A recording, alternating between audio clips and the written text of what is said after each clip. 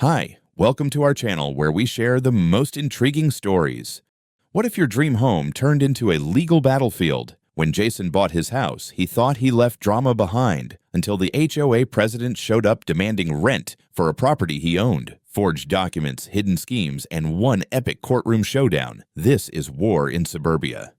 Jason Miller had always been a man of structure, an architect by trade and temperament. After a messy divorce and the burnout of city life, he longed for something simpler. When he stumbled upon a cozy two-story craftsman house in a quiet Texas suburb, surrounded by oak trees and sitting just off a cul-de-sac, he knew he'd found the perfect place to rebuild. The house wasn't listed through a realtor, which Jason saw as a blessing. It was a direct sale from the former owner, a retired Navy vet, who made it clear the property was not under the jurisdiction of any homeowners association. No rules, no committees, no Karens, just peace. That peace lasted exactly 3 days. On the fourth morning, Jason opened his mailbox to find a crisp white envelope stamped with a golden emblem, Oak Hollow Community HOA. Confused, he opened it. Inside was a formal notice demanding immediate payment of $1,200 in back rent for use of HOA-managed land and amenities, accompanied by a breakdown of supposed charges including community maintenance, shared pathway contribution, and, most curiously, resident compliance review. At the bottom of the letter was a note: failure to comply may result in legal action or eviction. Jason blinked. Eviction for his own house. Home. Initially, he assumed it was some clerical error. He even chuckled to himself. Must be a mix-up with the address. But when he flipped to the back of the letter and saw a photocopy of a so-called HOA inclusion agreement, complete with what appeared to be his signature, his laughter died in his throat. The signature wasn't his. It wasn't even close. Later that afternoon, a pristine white SUV pulled up to his driveway. Out stepped a woman dressed in a power pink pantsuit, a clipboard in one hand and iced coffee in the other. She had a helmet of perfectly styled blonde curls, oversized sunglasses, and the confident stride of someone who believed the world was her property. "Mr. Miller, I presume?" she asked without introduction, already halfway up his steps. "That's me. And you are?" "Karen Whitmore, president of the Oak Hollow HOA. She smiled like a lion sizing up a particularly slow gazelle. "I just wanted to welcome you to our little community. I trust you received our letter." Jason stood his ground, arms folded. "I received a letter, one that falsely claims I owe you rent for living in a home I own outright." Karen's smile didn't waver. "Oh, there's nothing false about it, dear. You see, the community recently voted to extend HOA jurisdiction to include your block. It's all perfectly legal. You'll find the agreement right there in the packet, signed and filed." "I didn't sign anything," Jason said flatly. "That signature's a forgery." Karen tilted her head and gave a mock sympathetic pout. "I understand that new residents sometimes get confused, but it's all part of ensuring harmony. If you have questions, feel free to consult your lawyer. Just know that unpaid dues accrue interest." With that, she turned and walked back to her SUV, as if the matter were already settled. Jason stood motionless, the Texas sun beating down on his porch. A strange, unwelcome realization settled over him, like humidity before a storm. He hadn't just bought a new home. He'd stepped into a battleground.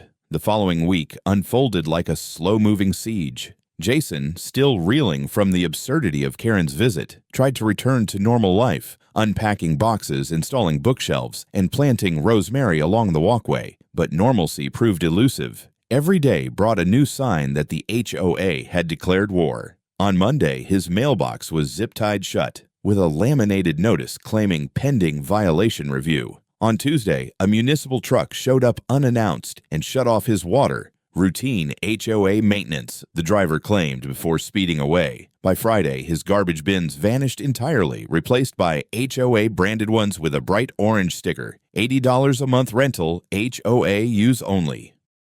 Jason was stunned, not just by the escalation, but by the sheer confidence with which it was executed. These weren't idle threats. This was a coordinated bureaucratic ambush. He went straight to City Hall, documents in hand, determined to cut through the fog. There, a weary municipal clerk confirmed his worst fear. Somehow, just a week prior, Jason's property had been added to the Oak Hollow HOA's jurisdiction map. A single sheet of paper had done it, filed late at night by Karen herself, marked Boundary Realignment. It was rubber-stamped by a junior zoning official who, according to the clerk, didn't ask too many questions.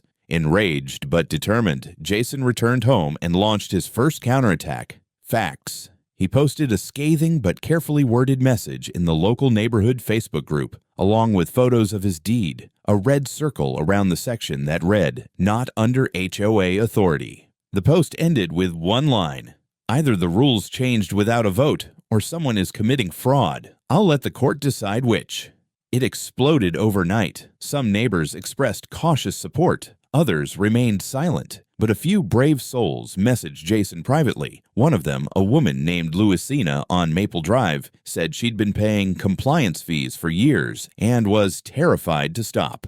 Another neighbor, Tom from across the street, admitted he once tried to challenge the HOA and woke up to find his lawn doused in bleach. Karen responded the next morning with her own post, a sugary threat masquerading as a PSA.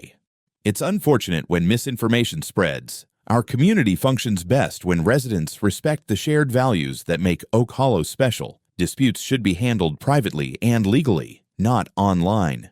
Durvoud Sech, Community Matters. Jason read it and laughed bitterly. She was playing the long game, cloaking hostility in the language of harmony, but he wasn't backing down. That night, he installed a full perimeter of outdoor security cameras, complete with motion detection and cloud storage. He mounted a sign near his gate. "This property is under 24/7 video surveillance. Trespassers will be recorded and prosecuted. It was war now." And Jason wasn't just defending his house. He was defending his name, his rights, and increasingly, his neighbors. Jason had never considered himself the revenge type, but there was something about being told he owed rent for living in his own home that ignited a deep, cold fury.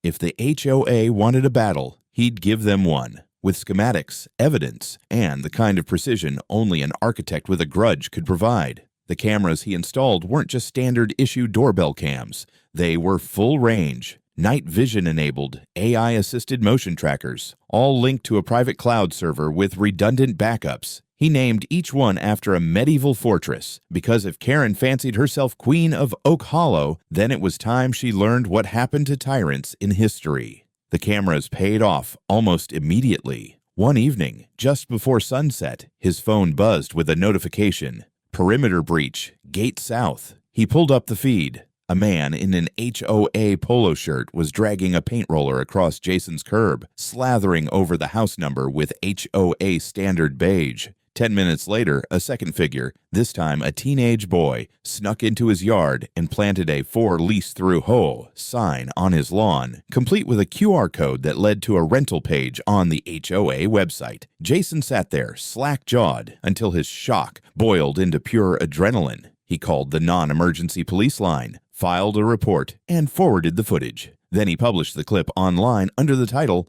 "HOA claims my house is for rent, plants a sign in my yard without permission." The post went viral in the neighborhood. More messages flooded in, and among them was one from someone unexpected. Emily Hudson, former HOA accountant. She wrote, "Saw your video. You're not crazy. I used to handle the books before I quit last year. Karen is lying to everyone. I have files." They met the next day at a coffee shop 20 minutes outside Oak Hollow in a corner booth shielded from view. Emily was younger than Jason expected, maybe early 30s, sharp-eyed, and visibly tense. She carried a well-worn laptop and a thick folder of printed documents. "I didn't think anyone would stand up to her," she said as she opened the folder. "She's been doing this for years, adding properties without consent, forging signatures, creating fake community improvement fees. People are afraid of her." Jason listened, stone-faced, as Emily showed him spreadsheets with irregular transfers, emails where Karen instructed the HOA treasurer to reclassify charges to dodge audits, and internal memos referencing Jason's property months before he moved in. "She planned this," Emily said. "She knew your house was outside the HOA, but it's a corner lot. Looks good in the portfolio. She wanted it."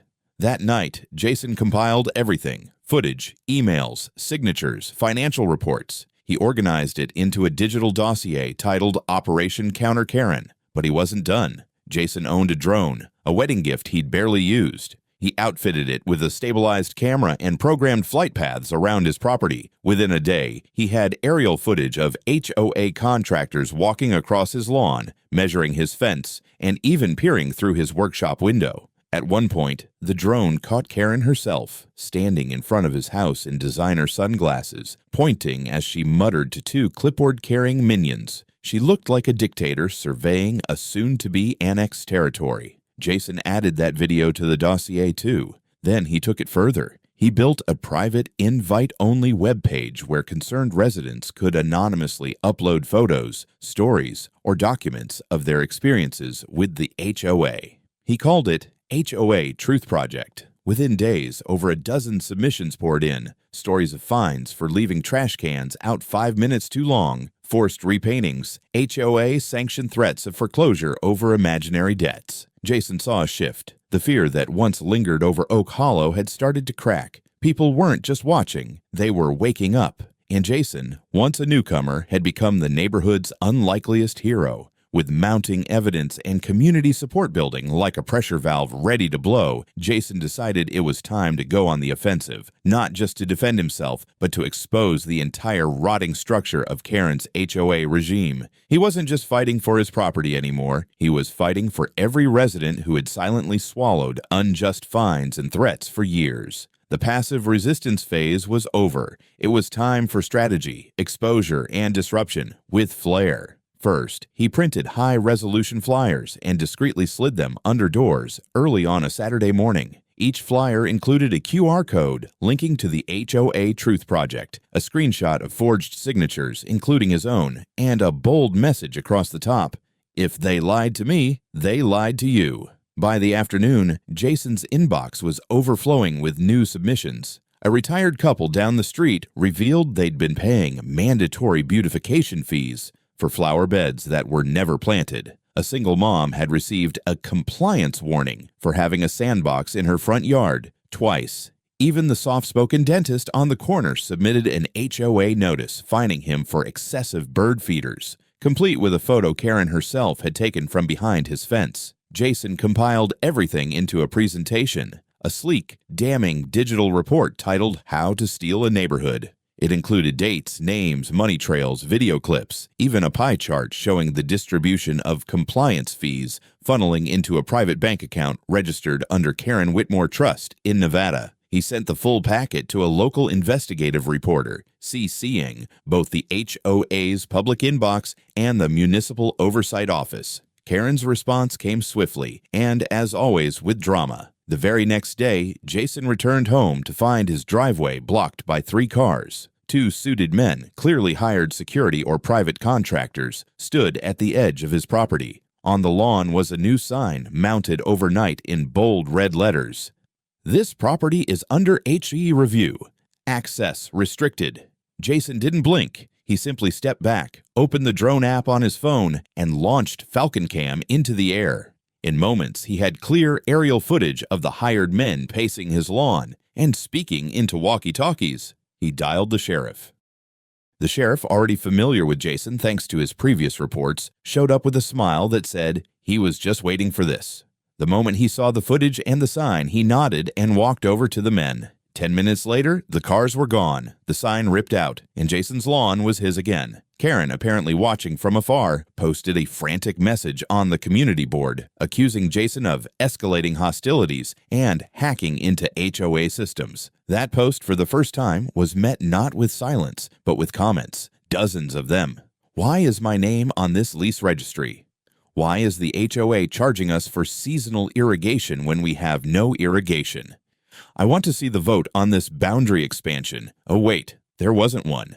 Jason didn't need to respond. His neighbors were finally speaking up. The next morning, he stood in his workshop-turned-command center, now plastered with printed emails, screenshots, and testimonies. Emily arrived with coffee and a nervous smile. "They're scared," she said.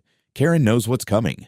Jason nodded. He opened his laptop, clicked send, and watched as the collective lawsuit filing was transmitted to the courthouse. The counterstrike had landed, and the queen of the HOA was now officially under siege. The courthouse buzzed like a stirred beehive. Journalists with notepads and shoulder cameras crowded near the front steps. Curious onlookers peeked from behind pillars. Even a few disgruntled HOA members stood at a distance, muttering amongst themselves. It wasn't every day that a suburban HOA president was dragged into court on charges of fraud, forgery, extortion, and conspiracy. The case had already earned its own local hashtag, #HOA Gate. Inside, the courtroom brimmed with tension. Jason sat near the front beside his lawyer, a sharp-eyed woman named Danielle Rourke, known in legal circles for her reputation of reducing arrogant corporate reps to puddles of panic. Next to her, Emily sat quietly, fingers trembling as she clutched a folder of documents that could topple an empire. Behind them, a small army of neighbors filled the benches, former skeptics turned believers, each one quietly furious and fully awake now. Then came the rustle of designer heels. Karen Whitmore strutted into the room wearing a bone-white pantsuit with gold accents, flanked by two attorneys in charcoal gray. She had that same smug smirk she always wore when threatening fines over mailbox designs, but this time it wavered just slightly as she caught sight of the full gallery staring back at her, not with fear, but with intent.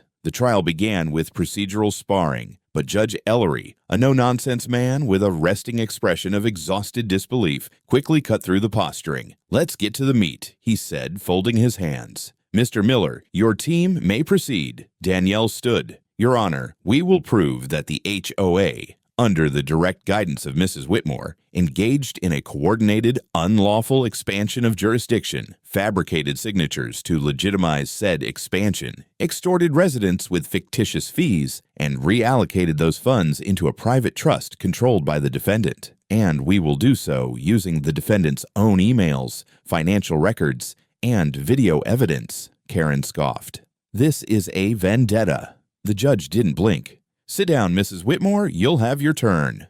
The prosecution's case unfolded like a dam finally cracking. First came the videos. Jason's drone footage showing unauthorized inspections, unauthorized lawn entries, the forged sign installation, and even Karen pacing on his property giving whispered orders. Next came the financials, brought in by Emily and authenticated by a third-party forensic accountant. Charts displayed on large monitors showed thousands in beautification fees, funneled into what was allegedly a compliance fund, except the fund's banking address was traced to a P.O. box registered in Reno, Nevada, under Karen's maiden name. Then came the signatures. A handwriting expert was called to the stand and testified confidently. "These are not consistent with Mr. Miller's writing. In fact, the strokes suggest someone was intentionally mimicking his style, but poorly." Karen's lawyer rose. "Objection, speculation." The judge raised an eyebrow. "It's literally her job." And then came the final blow. An email recovered from Emily's encrypted archives and time-stamped 2 months before Jason even moved in. In it, Karen wrote to the HOA treasurer, "We'll bring 419 Elm under us. It looks good on the annual report and boosts our numbers. He doesn't know yet, but we'll get his signature one way or another." Gasps echoed through the room. Karen's face lost color. Her lips parted like she wanted to explain it away, but nothing came out. Jason was then called to the stand. Calm and steady, he walked the jury through the entire ordeal, the bogus charges, the vandalism, the threats. At one point, when describing the moment he saw a for lease sign on his own lawn, he chuckled dryly. "I thought I was going crazy. Turns out I was just dealing with Karen." That got a laugh from the gallery. Finally, the defense had its turn. Karen's lawyers tried to paint Jason as hostile, technologically invasive, and obsessed with control. But their arguments buckled under the weight of data. Witness after witness stepped up, describing their own experiences with Karen's HOA. The fines, the intimidation, the sudden overnight rule changes. When Karen herself was called, she tried to hold her composure. "I was maintaining order," she insisted, voice sharp. "This community needed structure. You needed their money," Danielle interrupted coolly. "Didn't you, Mrs. Whitmore?" No, I mean, The judge banged his gavel. "Enough. You'll answer the question." Karen paused. Her hands trembled slightly. Sweat trickled down her temple. She opened her mouth. and fainted. There was a collective gasp as Karen collapsed to the floor, flopping sideways like a stunned fish. Her heels kicked once. Paramedics were called. She was wheeled out, conscious but pale, clutching her handbag like a lifebuoy. 3 hours later, the jury returned. Guilty. On all counts. The court erupted. Jason sat motionless as the judge announced the sentencing.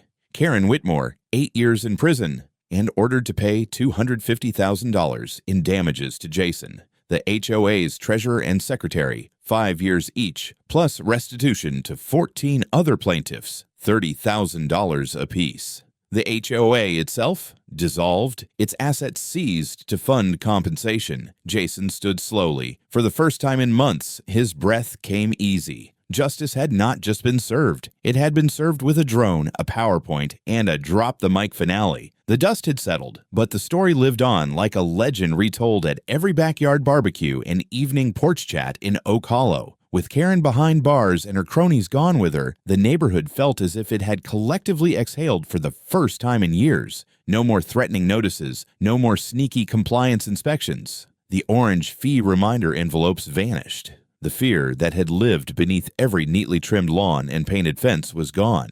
Jason's life shifted overnight. One day, he was a besieged homeowner battling a bureaucratic hydra, and the next, he was something of a folk hero. People waved to him with genuine warmth. Teenagers high-fived him on the sidewalk. Even the dog-walking retirees who once crossed the street to avoid his house now stopped to chat and offer pie. Tom from across the street brought over a six-pack and said, "I used to think you were nuts, man, but you saved us. I almost lost my house over those fake maintenance fees. My wife cried when we got the check." Louisina, the single mother who once feared her sandbox would cost her custody, arrived at Jason's door with a homemade lasagna and tearful thanks. "You didn't just fight for yourself. You fought for all of us. I'll never forget that."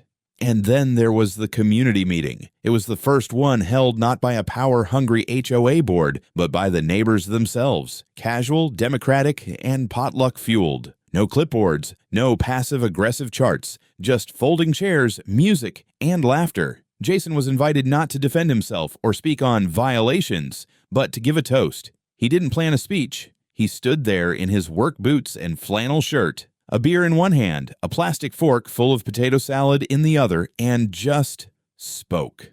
"I came here thinking I was buying peace and quiet," he said. "Turns out I bought a front row seat to a suburban political thriller, but I'd do it all again if it means this, us, standing here today, free, safe. Neighbors, not hostages." The crowd erupted in cheers. Someone yelled, "Jason for mayor," and another followed with, "Only if he brings the drone." Jason laughed along, shaking his head. "No drones at the next party, I promise. Unless someone steals my tomatoes again."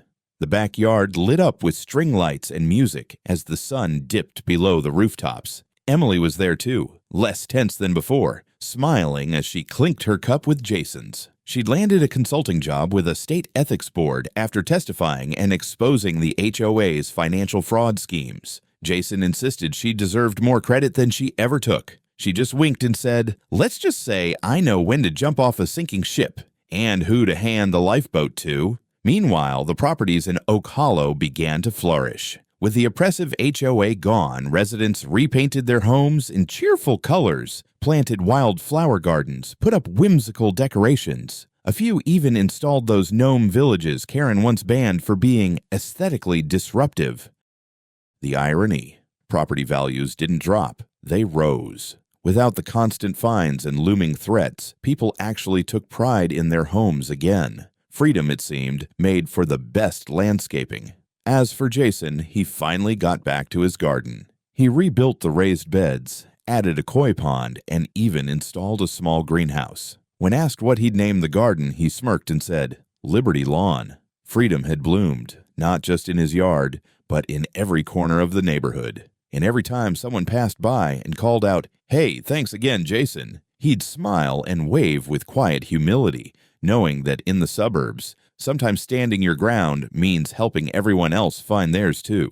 Several months had passed, and Oak Hollow had transformed, not just physically, but spiritually. The once rigid and nervous community had evolved into something warmer, looser, and wonderfully unpredictable. Where HOA lawn inspectors once measured grass height with rulers, kids now sold lemonade from driveways that featured pink flamingos and mismatched patio sets. The very heart of the neighborhood had shifted, from controlled conformity to joyful authenticity. Jason stood at the edge of his property one bright Saturday morning, sipping coffee from a mug that read, HOA Survivor Level Final Boss.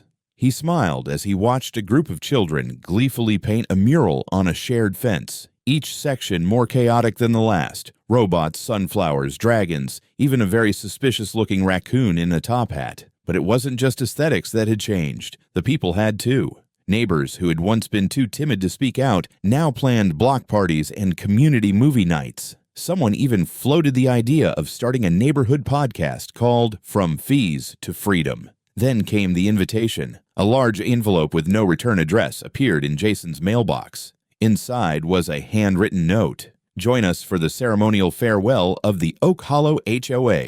Dress code, whatever Karen would hate the most. Jason laughed so hard he nearly choked on his coffee. That evening, the entire neighborhood gathered at the former HOA Community Center, which had been hastily converted into a communal art space called the Hollow. Folding chairs were arranged around a makeshift stage, where a papier-mâché effigy labeled "The Spirit of HOA Past" stood proudly, complete with sunglasses, a clipboard, and a sash that read, "You're in violation." Tom stood at the mic and cleared his throat. Friends, neighbors, accidental revolutionaries, we are gathered here today to lay to rest a tyrannical era of passive-aggressive notices and bureaucratic overreach. Dramatic pause. Let us never forget the terror of beige-only mailboxes. The crowd burst into laughter. Then came the highlight. Jason was handed a giant foam hammer and invited to smash the effigy. With a theatrical wind-up, he brought it down, and the head of the papier-mâché, Karen, flew off, landing in a bowl of guacamole. The crowd howled. A brass band, which had been banned under the old noise ordinances, broke into a celebratory tune, and someone shot confetti from a leaf blower jury-rigged into a party cannon. Louisina's kid ran up and duct-taped a tiny flag to the fallen effigy. No more Karens 2025. As the sky turned orange with the sunset, Jason stood once more with his neighbors, beer in hand, surrounded by laughter, mismatched chairs, barefoot kids, and the faint echo of a ukulele. Emily bumped his elbow. "You really did bury them," she said, nodding toward the shredded effigy. Jason grinned. "Yeah, and I didn't even need a lawyer for the funeral." They both laughed, and for the first time, the fight felt truly over. In place of the old HOA welcome sign, now stood a hand-painted board that read, "Welcome to Oak Hollow. No dues, no drama, just neighbors." Justice had been served, and it tasted like lemonade, barbecue smoke, and absolute freedom.